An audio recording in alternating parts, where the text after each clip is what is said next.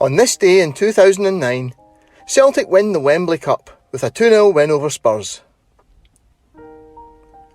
Gordon Strachan was, by any measure, a very successful Celtic manager, but his departure was little mourned by the fans when he resigned at the end of season 2008-09. The football played by Strachan's sides towards the end had been a chore to watch, and the unveiling of Tony Mowbray as his successor that summer promised at least a more exciting style of play. After friendlies against Brisbane Roar and Cardiff City in July 2009, Mowbray took his new charges to what was supposed to be the inaugural Wembley Cup. It turned out to be the only one so far.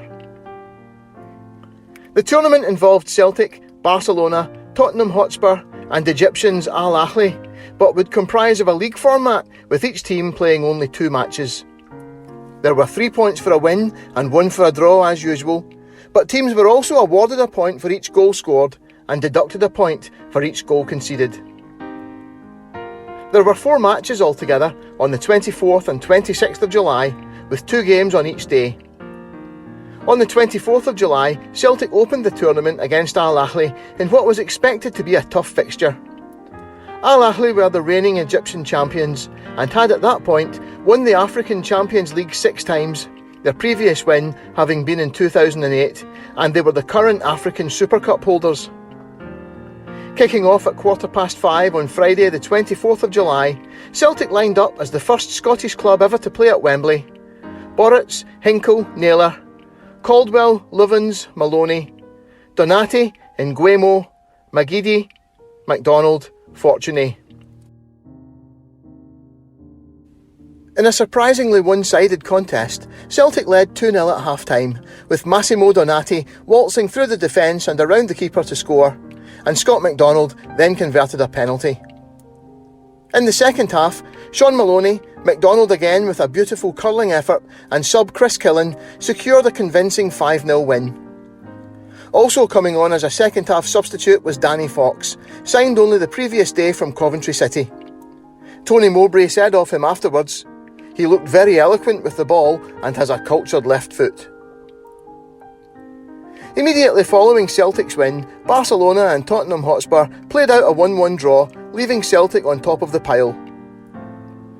The second matches were played on Sunday the 26th of July, and in the first, kicking off at 1:15 p.m, Barcelona beat Al Ahly 4-1.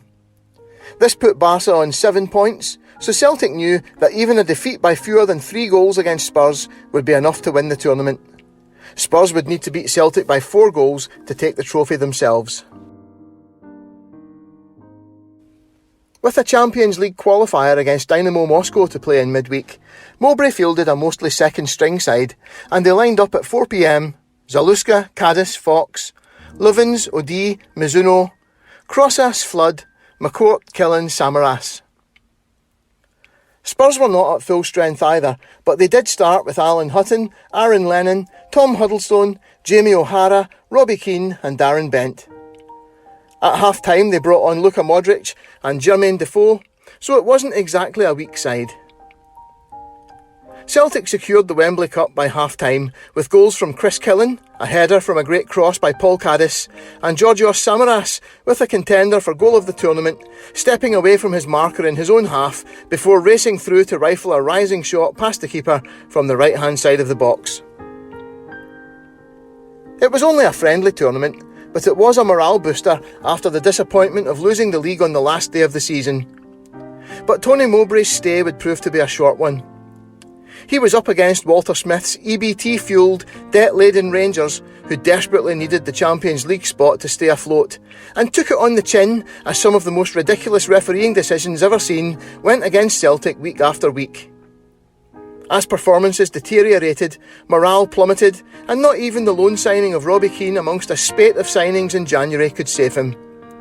He resigned the day after a disastrous 4-0 defeat against St Mirren in Paisley. It was only a pre-season kickabout that no one was taken too seriously. But in that brief moment at Wembley in July 2009, the feel-good factor seemed to return, and no one can take away from Celtic that they are to date the only Scottish team to play and win a trophy at Wembley.